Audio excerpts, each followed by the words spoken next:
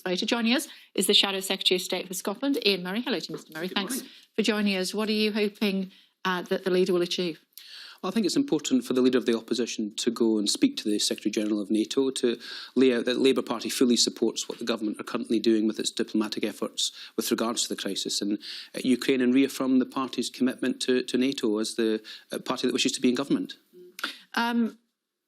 We've got the Education Secretary on our programme in an hour. He's taking questions from our viewers. We have thousands, literally. What would you like to ask him? Well, I think there's a report out today by the Education Policy Institute that says that after 10 years of this Conservative government's education policies, the gap between the poorest and richest pupils has not narrowed, and that will have a severe impact on the levelling up agenda that the government are trying to force through. So that would be a big question I would ask, is this Education Secretary and the government that he's been part of since 2010 have widened that educational attainment gap, and how does he plan to close it? We have a plan, a child catch-up plan post-COVID, but this is all post-COVID. This is all the things and the policies that this government have put through that have damaged the educational chances of particularly the poorest and most deprived areas. You've only just taken over the post, of course. We had the Labour Mayor of London on the programme yesterday, and he said that he is the best Education Secretary in a decade.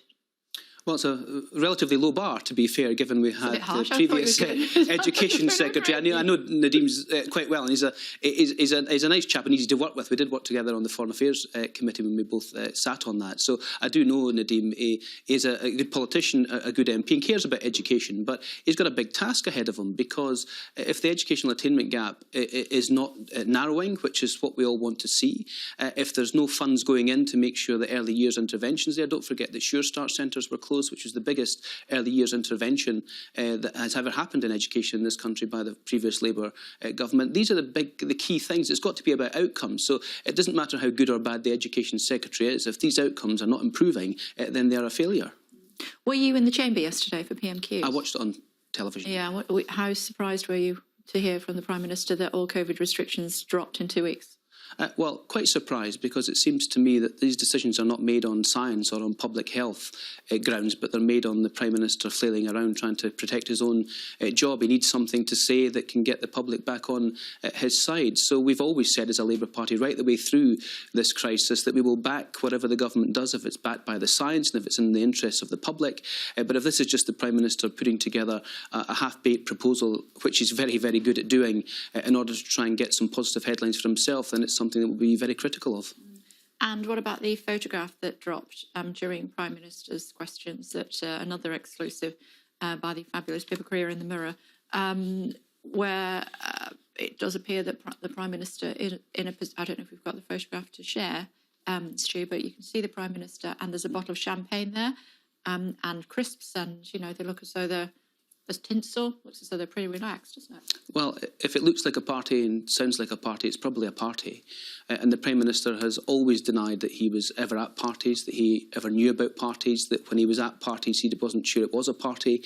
He didn't think it broke the rules. When it did break the rules, he didn't think he knew the rules, and then he was ambushed by a cake, and it looks as if in that recent photograph he's being ambushed by a bottle of cheap champagne and some tinsel. So nobody believes the Prime Minister. To me, I don't think that was cheap. Oh, well, it may not have been cheap knowing this Prime Minister. It definitely wouldn't have been cheap, but I know the co-op might be cheap to you, not cheap to me. So the bottom line here is that this is one of 300 photographs that the Metropolitan Police have got. The Prime Minister said in the chamber strangely yesterday this is one of the parties that they met are investigating, but the Metropolitan Police have said it's not, because it didn't meet the threshold for what they would deem to be an investigation. Well, I would have thought the police would do the investigation first, then deem if it's met the threshold for prosecution under the law.